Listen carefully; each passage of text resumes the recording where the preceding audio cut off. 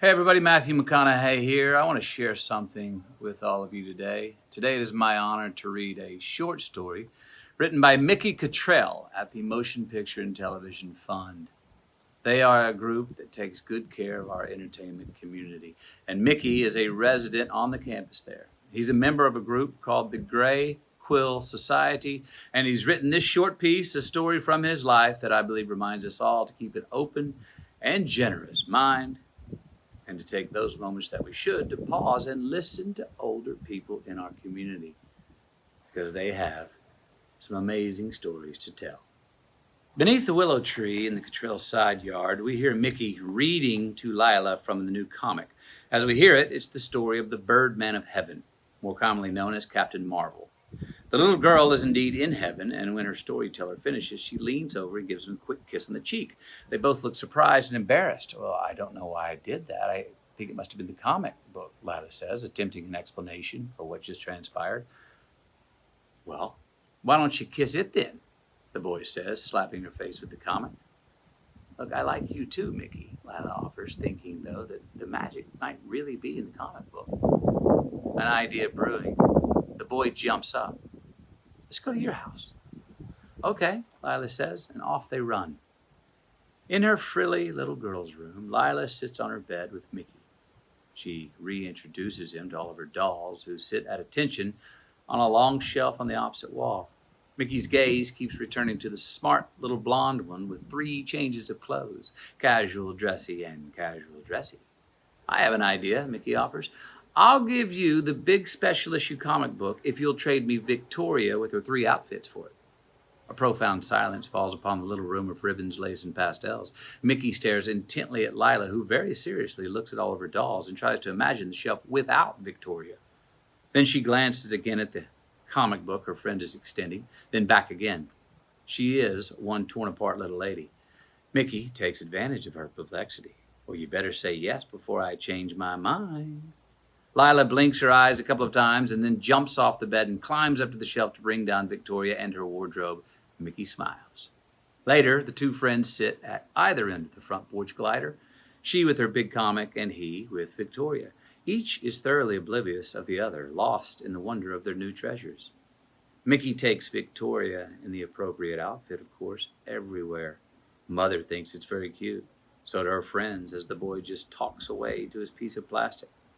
At the grocery store, Mickey pushes the cart with Victoria in the infant seat. He tells his charge that he is not made of money, so she can't have everything she wants, which are, of course, the most expensive things in the store.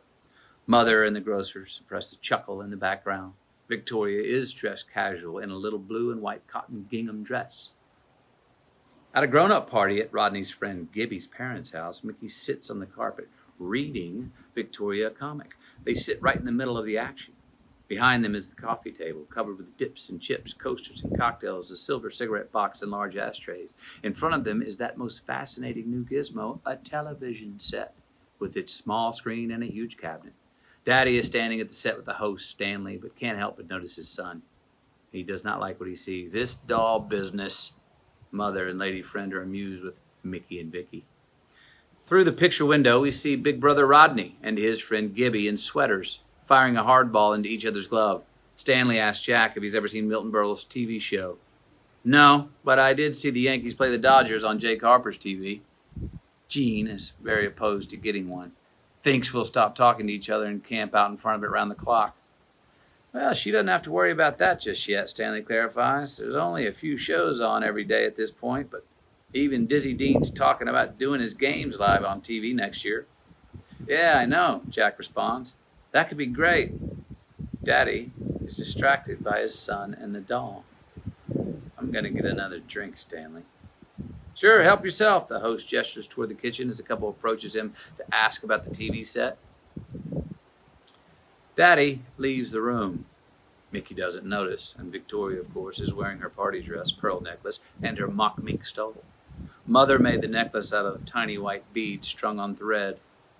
The proud parent, bundled up in a red jacket and scarf, is eating a cheeseburger and drinking a Shirley Temple on the flagstone patio outside the main dining room at the Bayou des Cerides Country Club. Rodney and Mickey's best friend Owen are also at the table lunching. Gibby comes over, noticing the doll, who is in her own chair wearing the casual dressy outfit, Mickey's favorite. Yellow pedal pushers, high heels, and a pink blouse with an upturned collar, tied pirate style, exposing her midriff. Mother also made a little coordinated yellow chiffon scarf for what she calls Victoria's lovely long neck. Isn't that pretty queer? Gibby whispers to Rodney. A boy playing with a doll? Ah, lay off, Big Brother responds. He's only 5. He doesn't have to hit a home run or drive a truck for a couple of more years yet, Gib. I don't know, the unconvinced friend responds. The black waiter with salt and pepper hair and a crisp white jacket comes over to the table. Is there anything else I can bring you fine young gentlemen? No thanks, Jackson. We're fine, Roddy replies. Jackson, Mickey asks, can you please bring over another straw for Victoria? Sure enough, Mr. Mickey, with pleasure. Daddy and a couple of golfer friends round the corner just below the patio. Their black caddies carrying clubs behind them. They're on their way to the 10th hole. Hi, kids. Daddy smiles and waves uncharacteristically happy. Oh, he must be winning, Mickey knows. Rodney spurts out a bit of burger as he explodes with laughter. Daddy pauses, talking to his partner, and then decides to wash a couple of golf balls in the nearby apparatus. He steps to the ball washer, in earshot of the kids, when Jackson returns with the paper straw for Victoria.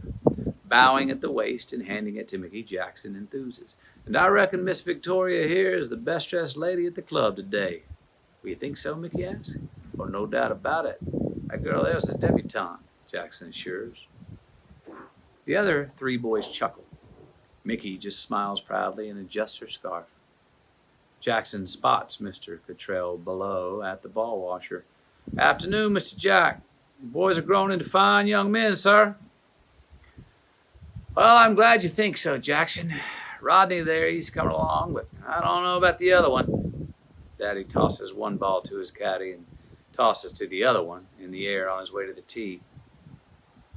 Jackson puts his hand on Mickey's shoulder, who is clearly hurt. Oh, don't think nothing of it, Mr. Mickey.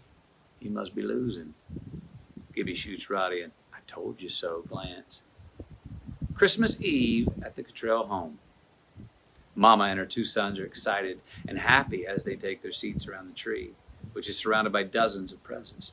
Daddy grumbles softly, God damn it, and walks to an open closet, closing the door. I'm not paying to heat this closet. The family opens their presents. Daddy films the occasion with the new 8mm Bell & Howell camera he's given himself. Mother models her new stole with little foxes biting onto each other's tails. She's very happy. Through his camera, Daddy looks to Roddy, who's balancing a football on his finger and a basketball on his head. Then to Mickey, who turns around smiling, holding up 4 dolls. Daddy turns off the camera, sets it down on the mantel, and walks over to his son. Come with me, young man, Daddy says seriously. Mickey takes his father's hand, turning around for comfort from Mama and Roddy, but their still faces only prophesy the worst. Once in the master bedroom, Jack picks his son up and seats him on the end of the big bed, then squats down in front of him. Mickey knows this is a showdown like in Hopalong Cassidy. Little boys don't play with dolls. Daddy slowly, emphatically begins pronouncing dolls more like dolls. Only sissies play with dolls, and no son of mine is going to be a sissy. Your mother's going to give you and all those dolls back. Do you understand? Mickey's in shock. He doesn't understand, but it clearly doesn't matter. Daddy picks him up off the bed and walks the dazed boy back into the living room. Mickey wipes a tear angrily from his cheek and breaks loose from his father, running off to his bedroom. Mother gets up to console him. Gene, goddammit, leave him be, Daddy insists. Mother stares off down the hall after her son, whose muffled sobs now fill the house. It's Christmas. We should be a happy family. Mother begins to cry. She goes off to Mickey. Gene, come back here, Daddy demands. Oh, just drink your eggnog, Jack. I'll only be a minute. Then she disappears down the hall into the youngster's room. It's the dolls, isn't it, Dad? Rodney asks. Well, not anymore, didn't, son? Daddy growls, sipping his eggnog. Thank you, Mickey. We feel the pain of your story. I know that this is a scene from another time, and you've gone on to have a long and successful career as an actor and a publicist. But we thank you for speaking your truth. It's important, and thank you for sharing it with us. MPTF is an organization that is the safety net for people in the entertainment industry. Please check them out online. Please do the right thing. Have fun, support Mickey, and support this great cause. In the meantime and all times, just keep living.